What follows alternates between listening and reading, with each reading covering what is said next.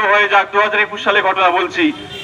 তিনি তড়াৎ করে লাফিয়ে উঠলেন, হ্যাঁ এটা তুমি কি করে বলতে পারো, এই কথা তুমি ফিরিয়ে নাও, এটা তুমি অপরাধ করছো।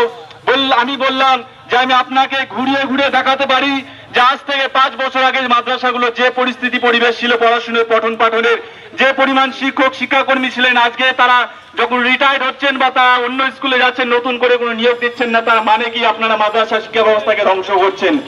তখন তিনি তারপরে বললেন, না তুমি এটা বলতে পারো না। আমি বললাম আমি প্রমাণ দেখাতে পারি, আপনারা নিজের দায়িত্ব নিয়ে মাদ্রাসা শিক্ষা ব্যবস্থাকে ধ্বংস করছেন।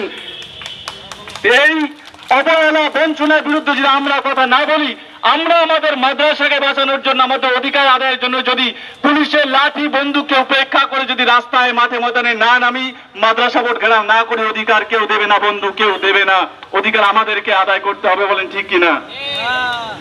তাই এখানে অধিকার আদায় না হওয়া পর্যন্ত, এর আগেও আমরা জানি বিকাশ ভবনে ঘেরা হয়েছিল অনেক